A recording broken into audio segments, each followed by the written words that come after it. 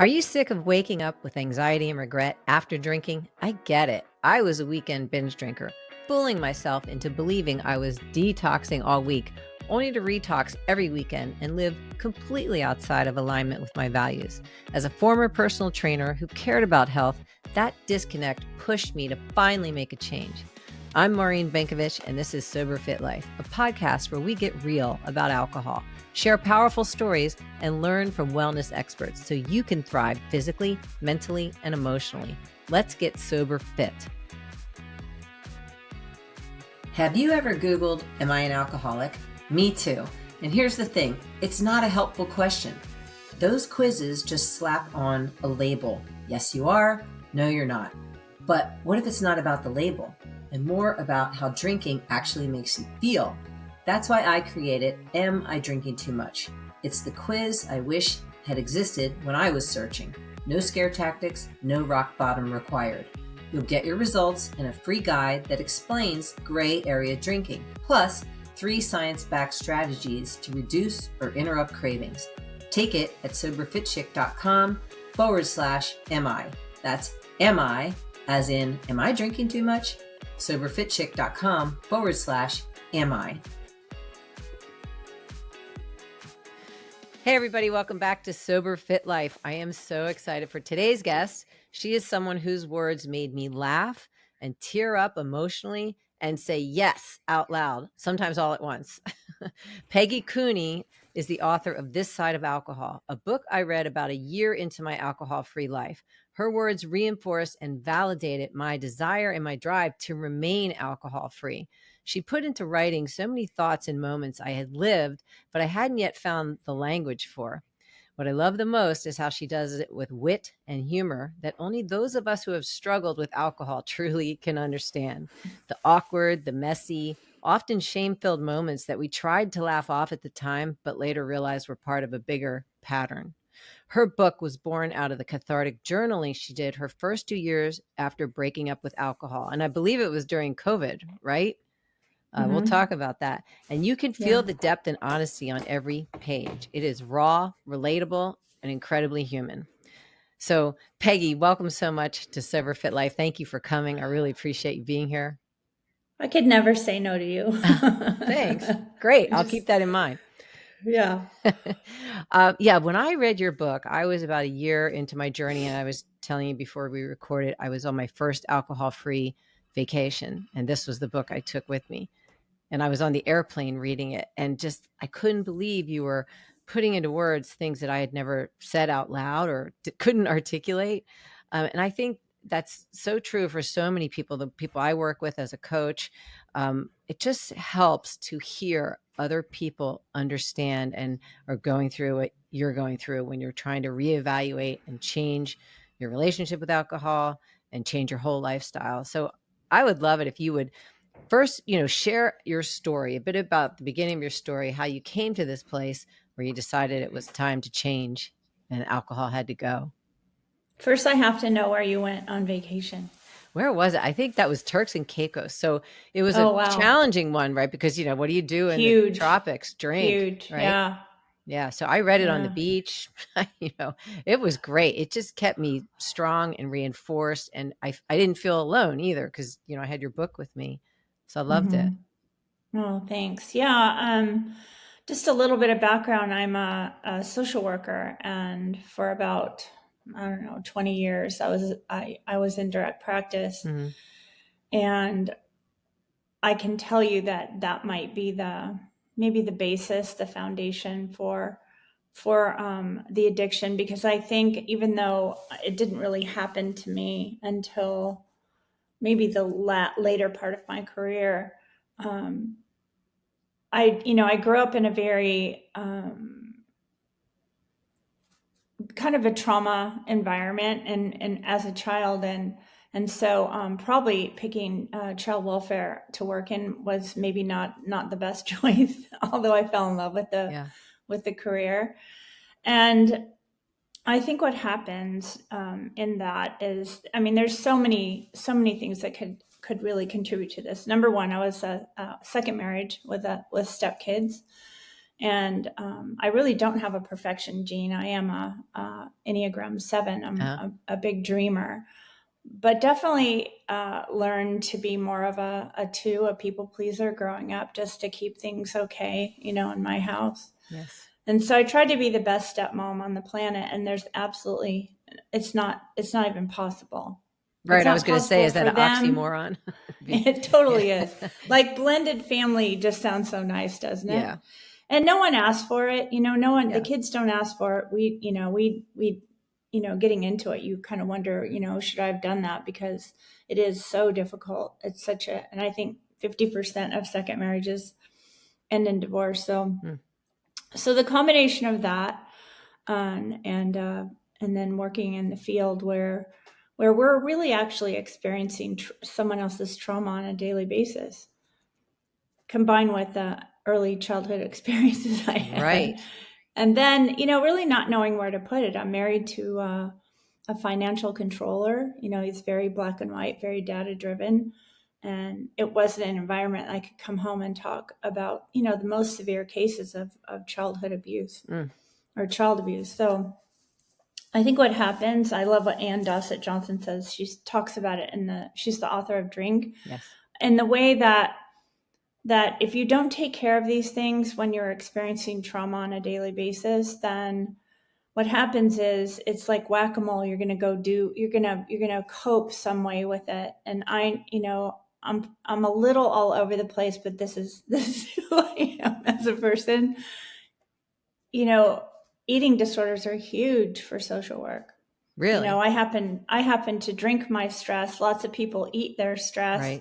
Right. Relationship problems, Hmm. spending problems. So if you're not really taking care of what's going on with you, then it's going to pop up somewhere like whack-a-mole, right? So um, for me, I was not really paying attention to any of it. So I had the early childhood experiences. I had this secondary traumatic stress, and then the system trauma, which was kind of the tipping point for me, which really breaks your heart, Mm. is that oftentimes I felt like I was doing more harm than good for children and families. That had That to be really system trauma hard. was Yeah. heartbreaking. Like, and you and I have talked about that before in some of your experiences, and how the system just sucks. Hmm. It's getting better, but and then having those moral injuries too, where you're choosing between one not so good thing and another not so good thing. So it really adds up. And if you don't process it, I ended up, and then on top of that, really the icing on the cake is I ended up being a whistleblower at work, and I was treated like a piranha. So that's when I really started, about 2 years before I retired. That's when I really started to come home and just numb out. So it started out with, one glass, then 2 glasses, then 3 glasses, then really the whole bottle, Right. and sometimes more than that. Hmm. And, I had this huge cognitive dissonance around working with families who were affected by addiction, and then growing my own addiction, Yes. myself. So, yeah. Yeah, that cognitive dissonance is such a painful place to live, and we can be It there for really is. years, just Yeah. stuck. And I think you're right. It's very common in your industry. I'm actually working with a client right now who's an addiction counselor and Hmm. recognized the cognitive dissonance and reached out.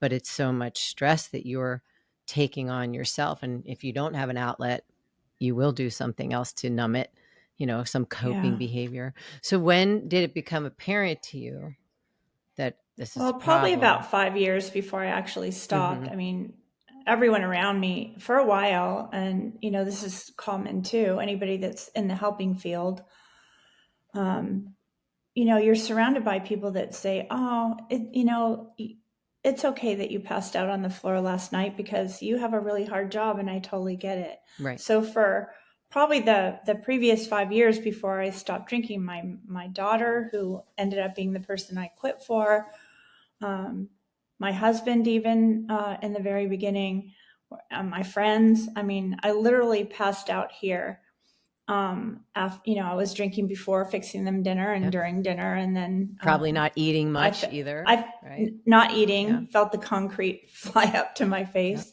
and they're like, "Oh, it's okay. Your job is just so difficult." I totally get it, Yeah. and And that's all we need to so hear, right? Is someone to go, it's oh okay. yeah, You're like, oh, yeah, cool. All right. yeah.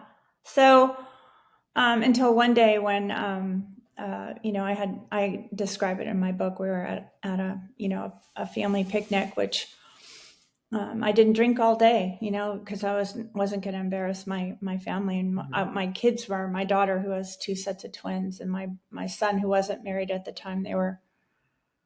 They came home, and they walked into Paul screaming at me because I had something to drink when I got home. Yeah. And even though it wasn't the tipping point, it was for them, if that makes sense. Like, Gotcha. there's been millions of times I drank more. I just had a couple drinks, and he heard word slurring, and that's all it That was took. it. But it was very painful because, my daughter and my son-in-law walked with their two sets of twins, and they were 3 and 7 at the Yeah. time. Walked into Paul screaming at me. My son tried to defend me, Mm. and Paul left. And I didn't think he was ever going to come back, but I wasn't sure I wanted him to. Mm. That sounds like a But really the scary next time. yeah, Yeah.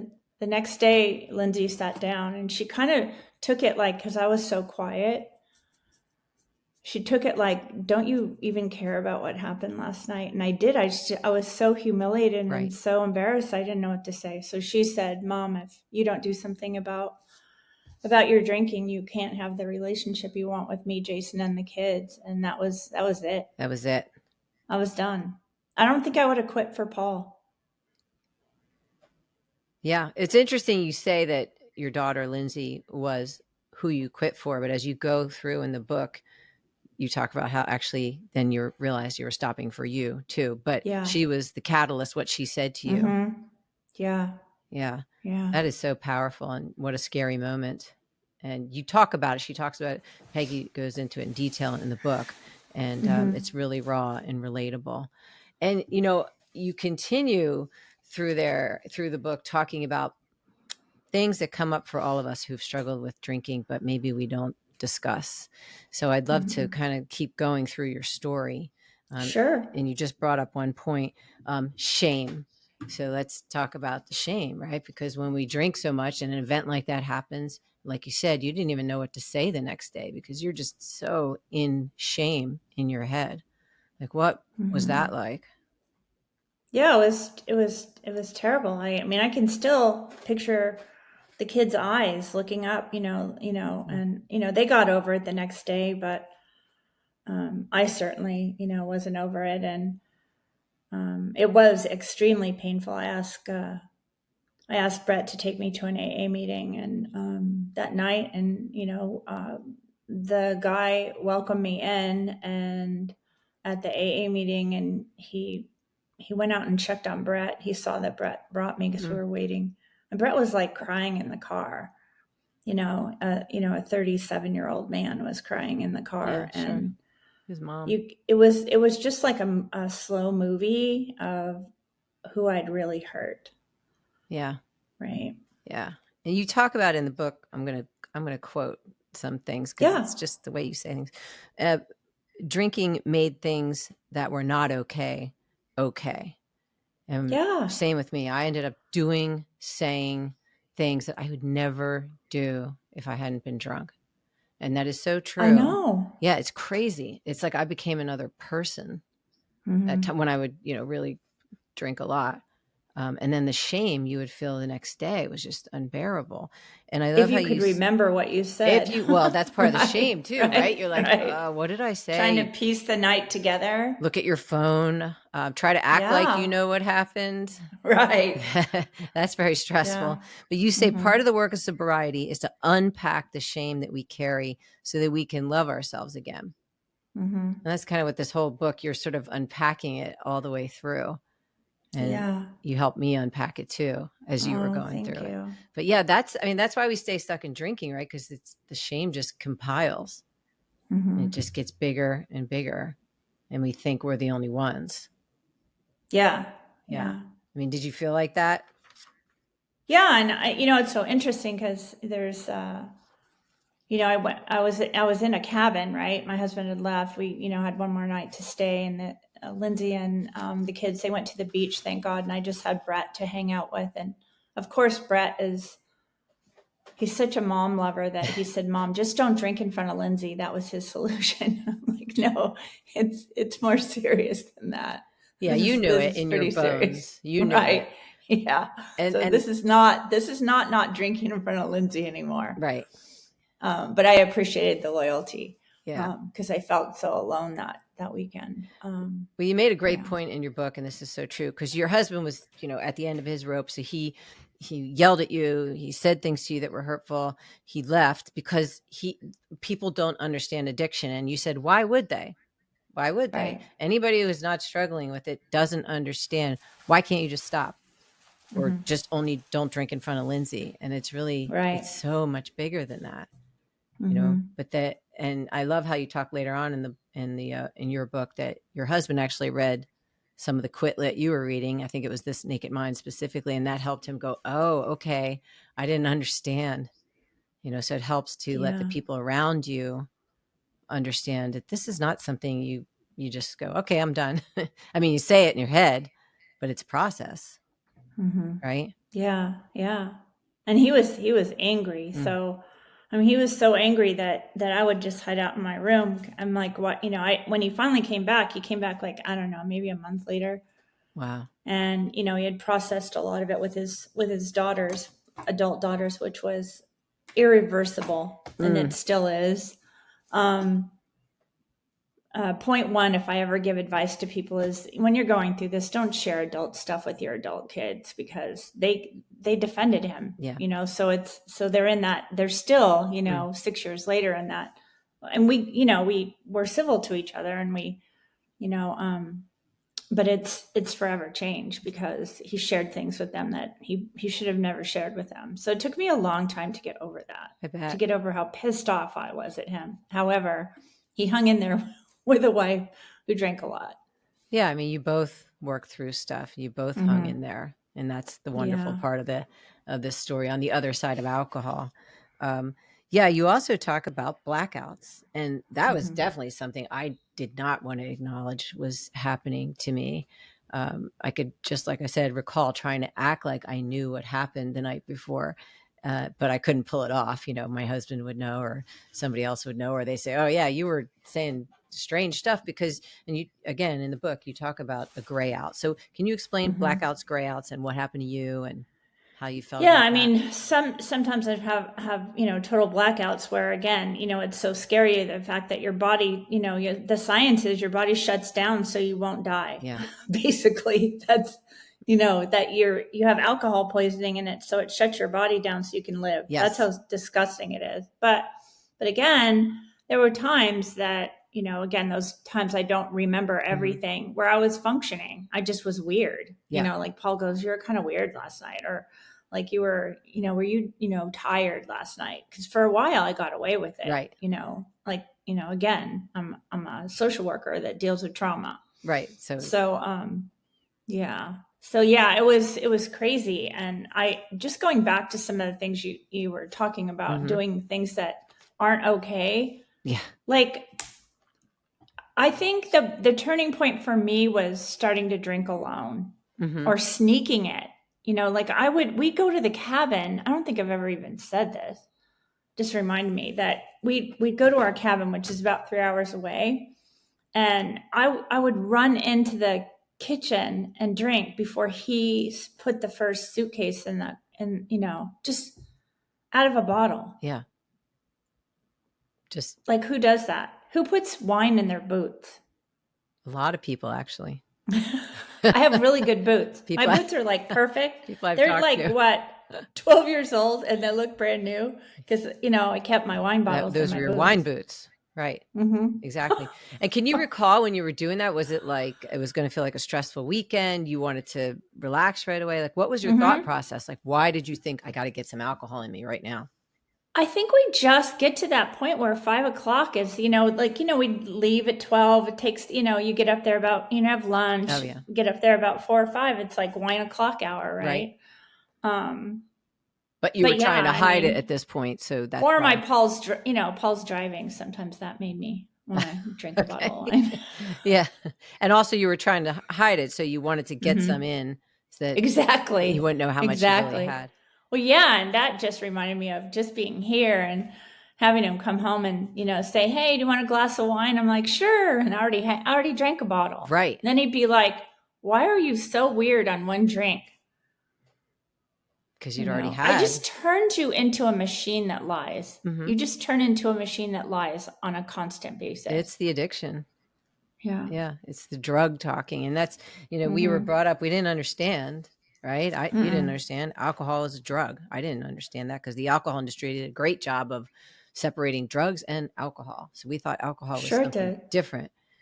And I can so relate to so much of your story in that when I was a personal trainer, I had a friend of mine who was an instructor and also one Mm-hmm. of my clients. I took them both at different times to rehab, and I would remember thinking like, oh, poor them, they got Right. addicted, and then a couple of years down the road, there I was struggling Mm-hmm. with alcohol. And you talk about that in your book about taking someone to rehab, someone you were working with.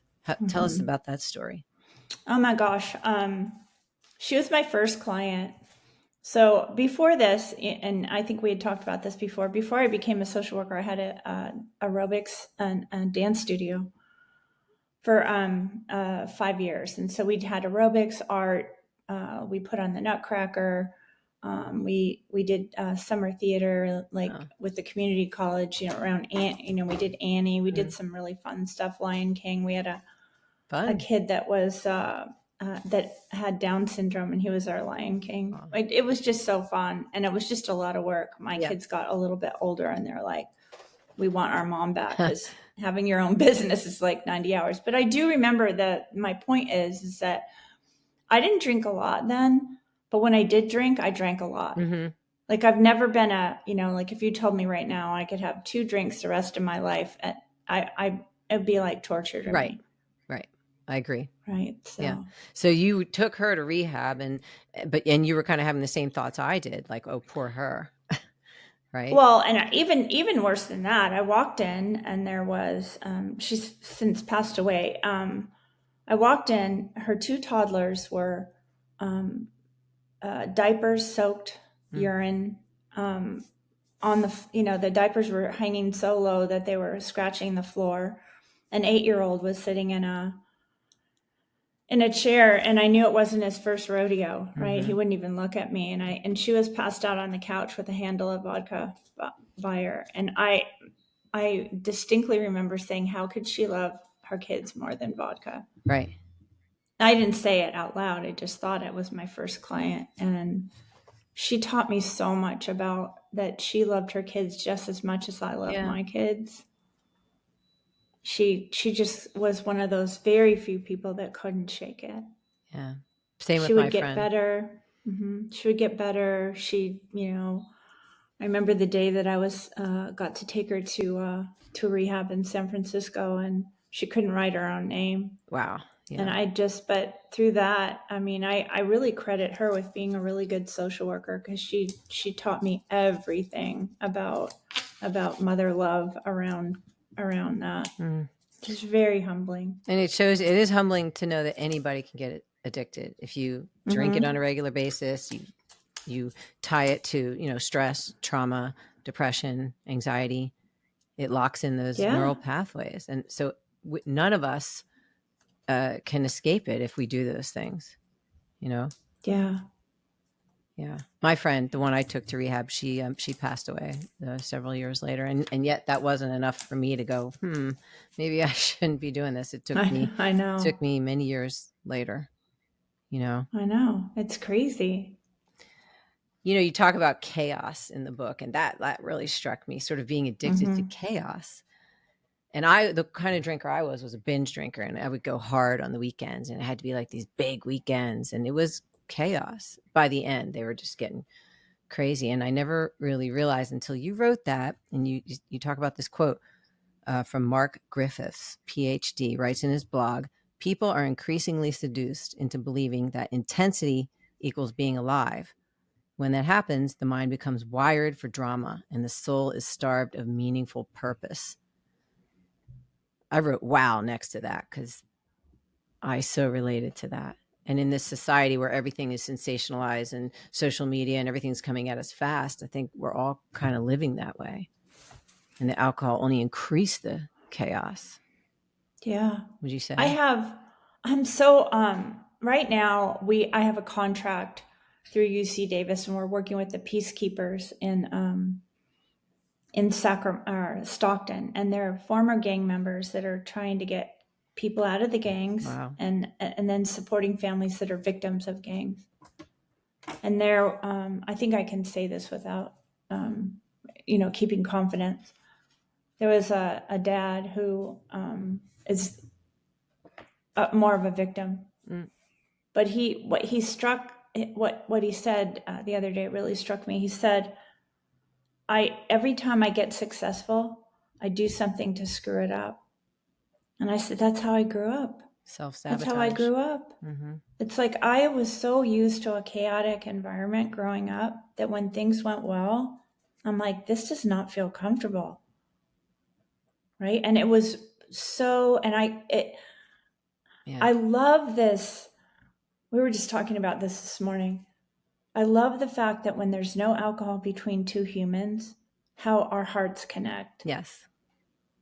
And our hearts connected talking about this, Mm-hmm. like, I don't know what's wrong with me. I have this job, I keep it. I work 15 hours a day. And then I'm like, oh my God, this feels so good. It doesn't feel good to feel good. Right. And I really had to work through that to really understand that I deserve to not have chaos in my life. Yeah. Yeah. I mean, But it took a long time. so much of our childhood affects all the defense mechanisms we come up with. And if you didn't grow up in an environment where things were stable and comfortable, or at least, joyful, that doesn't feel right. Mm-mm. Yeah.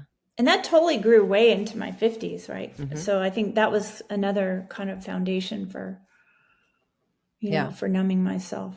But it isn't, I think the big thing is not until we remove the alcohol can we start looking at all those pieces of Yeah. ourselves. No, totally. Because when you're It's numbing, it's you just can't go there. You can't take a look at that. And you don't want to mm-mm. And because even in yeah, it's uncomfortable, right? I mean, go ahead. yeah. Yeah, that's, No, even before when I was a kid, I was, and really I wasn't a drinker. My mm-hmm. parents drank, so I really kind of stayed away from it. Even when, my parents passed away and I lost my baby, Yes. um, I didn't drink then, Mm. it was this, but I still had this chaos thing that I was sort of addicted to, Yeah. through my 20s and 30s, and you're right, even when I did drink, it was these crazy, crazy chaotic weekends. Right. That we Right. we thought were fun. And some of it was back in the day, but Mm-hmm. things would then start to happen that we'd try to laugh off, then that icky shame feeling inside, knowing inside that, oh, that's not who I want to be, Mm-mm. you know? And that's a great segue because you talk about what it feels like to feel out of alignment with yourself when you're Mm-hmm. drinking so much and that cognitive dissonance. Like can you address that? As far as How you my felt. I career, mean, I know that's how I felt. I would look in the mirror after a big bingy drinking weekend and be like, "What are you doing? I know. What are you I couldn't even doing?" look in the mirror. Like that's the one thing I noticed after I stopped drinking, that it took a little while. It took a few months, but I couldn't even when I was blow drying my hair, which hurt sometimes because I was hungover. Right.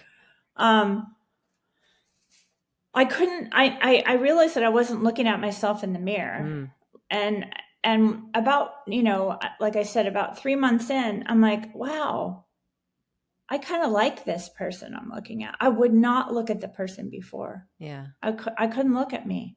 Yeah, and that's that out of alignment. You didn't even want to look at yourself because you knew it wasn't who you wanted to be. who But was what kind showing of, up. instructor, like in the morning, before COVID, we taught all in person. Now we're kind of half and half. Yeah. But I'm driving, to work, and, I'm taking my route, and then I'm saying to myself, Peggy, you're not going to drink today. Mm-hmm. You're not going to drink today. And I never drank during the day. I was really lucky that I had 8 months when COVID hit.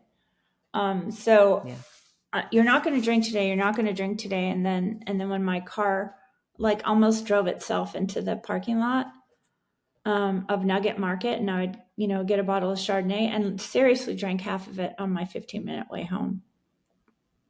Like, making sure I had a Yeti cup in my car. Mm-hmm. Like, who does that? Right.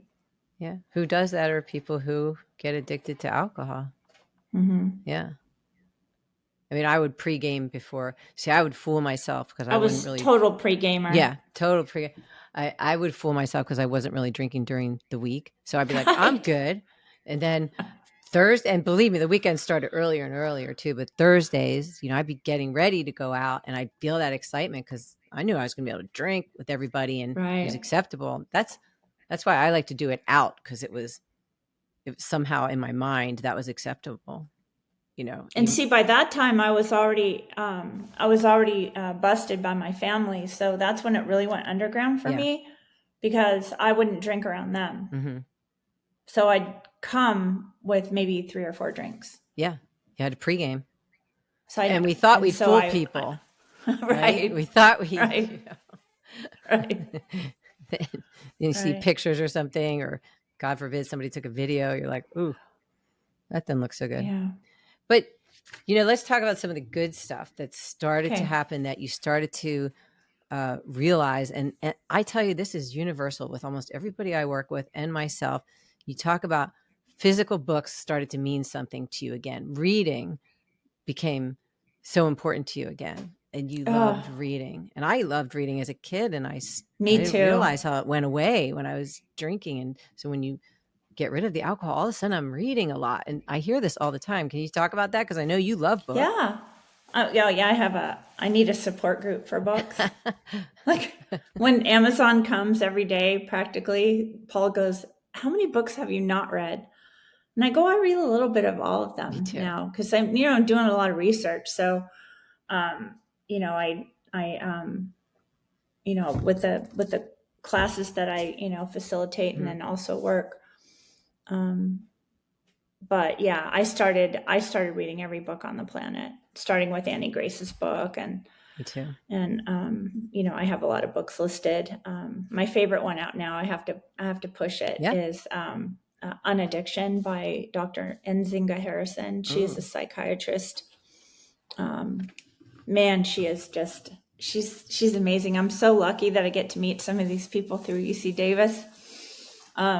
And we actually interviewed her, and she has it's everything. It's all the it's all the books we've ever read in one book. Ooh, I'm going to read And that. then she has a podcast too. She's really good. Mm. And really has the humor part too, but really talks about the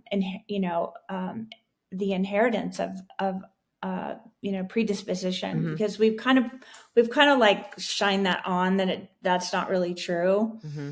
But it's nature and nurture, right? Yes. I grew Right. up in an environment where the coveted position in the family was being the martini garnisher. So I was socialized to drink, Yes. for sure. Yeah. But so I love books, and I love holding them in my hands. And of course, again, when we were drinking, we would read the same chapter over 100 Right. times, And right? that's what happened, right? You wouldn't finish a book, and you'd want to drink more and zone out with television and pass out, or, that Mm-hmm. kind of thing. But I mean, I love how you talk about every book you read about alcohol brings you closer to your truth. And I Yeah. do try to share this with my clients. I'm like, stay immersed. Read Mm-hmm. quit lit. It's called quit literature. When I Yeah. first heard that, I'm like, what is quit lit? This is I amazing. know, me There's this too. whole world of people talking about this. So, Yeah. including your book, of course. But it's so important to stay immersed in that, I think, because we're just in this alcohol saturated society. So, and I just love to read it too. So talk about that a little bit Yeah, for it's you. it's so cliche, right? But once you know the science, you can't unknow it. Yes. And I can go back and think about really some of the people that I've been exposed to in my job at UC Davis. I even had a life coach, for a while, for 5 years, and I was lying to her. I wasn't telling her how, but she planted the seeds. I just talked to her last week, and kind of reached out to her and said, you kind of planted the seeds that I needed to have. Wasn't ready to hear them at the time, but really, and now I lost my train of thought. Yeah, I Sorry. get you. I was sitting here saying, I'll let you get your train of thought back. I just talked to Andrea Owen yesterday. I interviewed her. She was my first life coach, and I said exactly the same thing. Thank you for planting the seeds. It took 2 more years after that for me to really, put things into action. But Yeah. all these little Yeah, steps it we was. take along the way matter.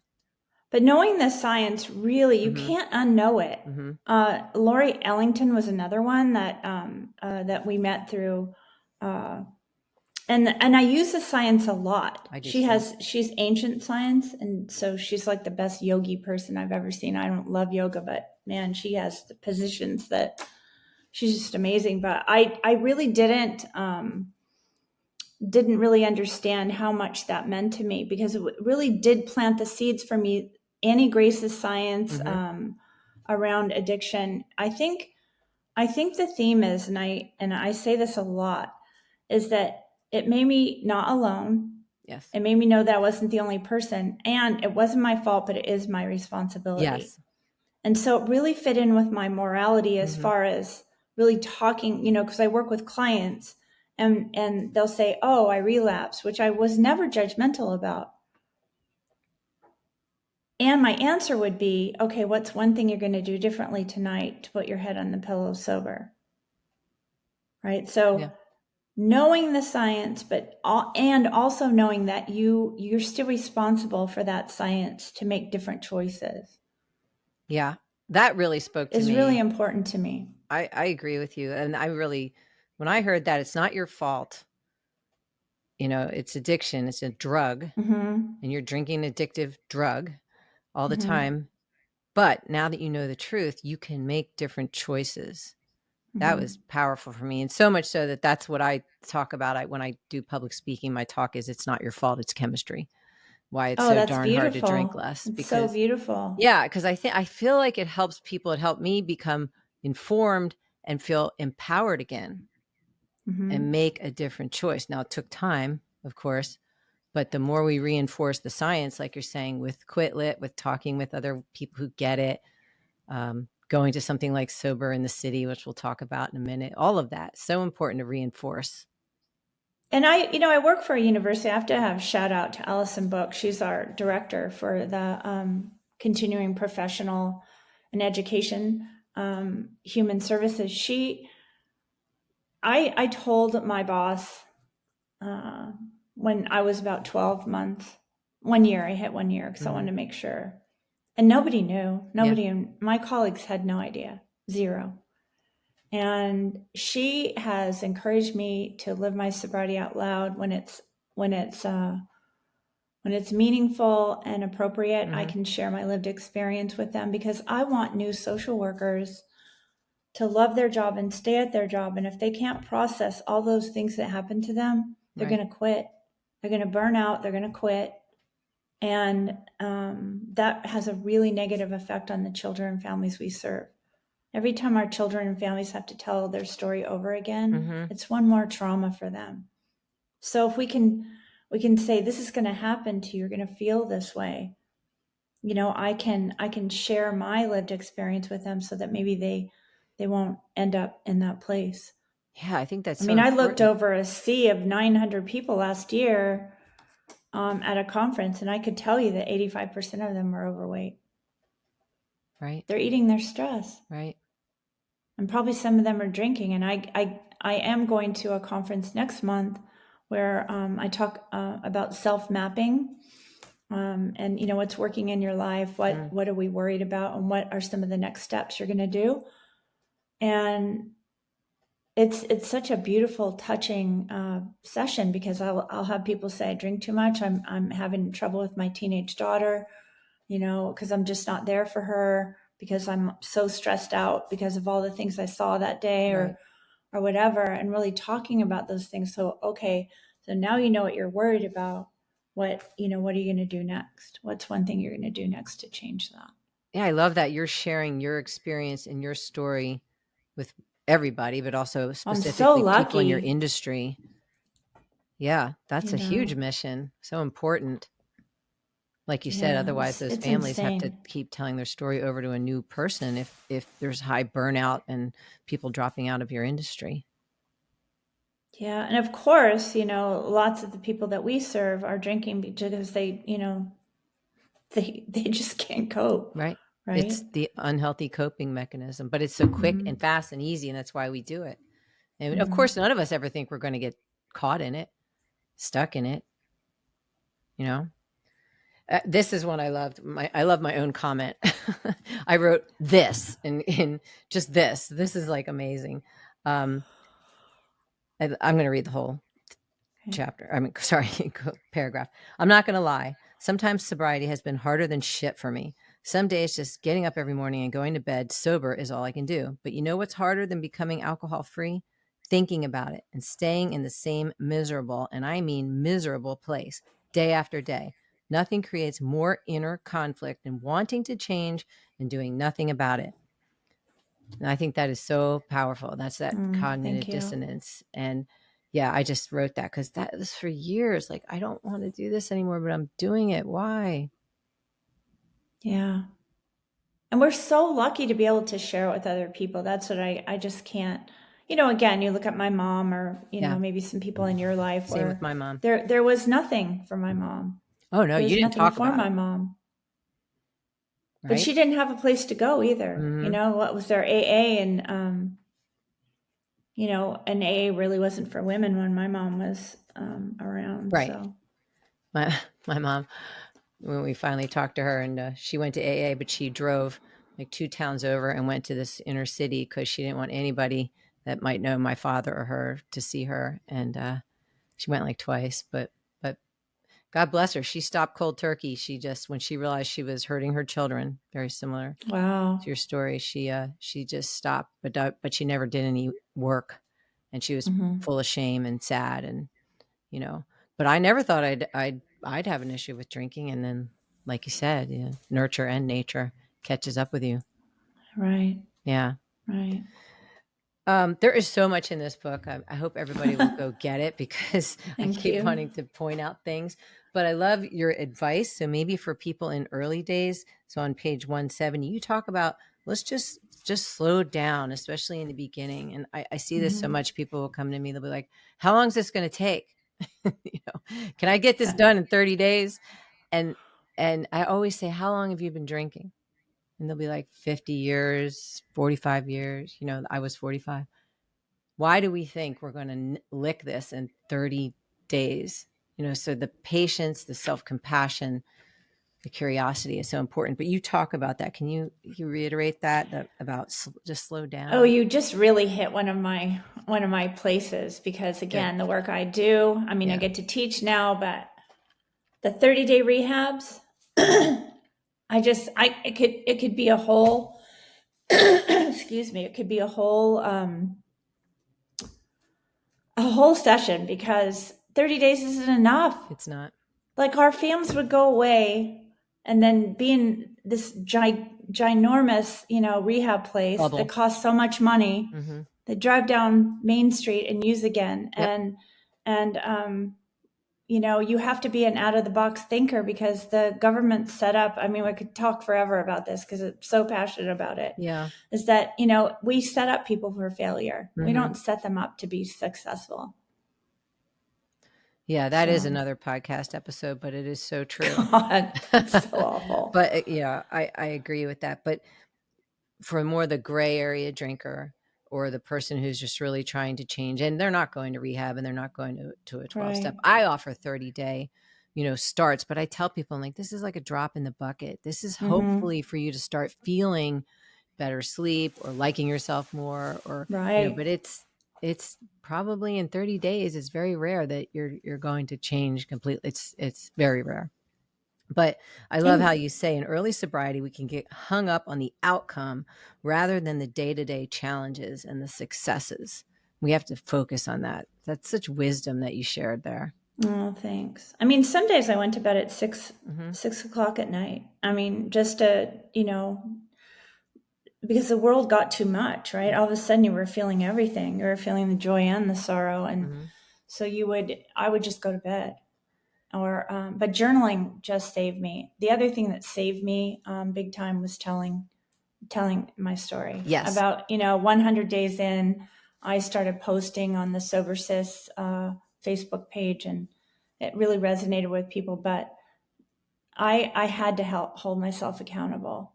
I mean, I don't think I would have ever drank again because the price was too high for Mm-hmm. me, and I'm really lucky that I have that. I have some people that that I know now that don't have anybody to answer Right. to. So Right. when they don't have anybody to answer to, or they have a spouse saying you're no fun when you don't drink, Mm-hmm. um, That happens a you lot. know, it's the cards are more against them, and really understanding, you have to rely on that, on sort of that moral compass that you have inside of you. Yeah. Well, we are so glad you did decide to start writing, because that's Thanks. really what this book is, right? Your It is, blog, your yeah, journal. yeah, So I yeah. highly recommend everybody. I'm holding it up, the Thank little you, picture of Maureen. Peggy. I love this. Um, so I mean, I could go on and talk to you forever, and I hope we'll get to talk sometime in Yeah. person. But how can people find you and connect with you, and where can they get your book? And I think you're working on another one, aren't you?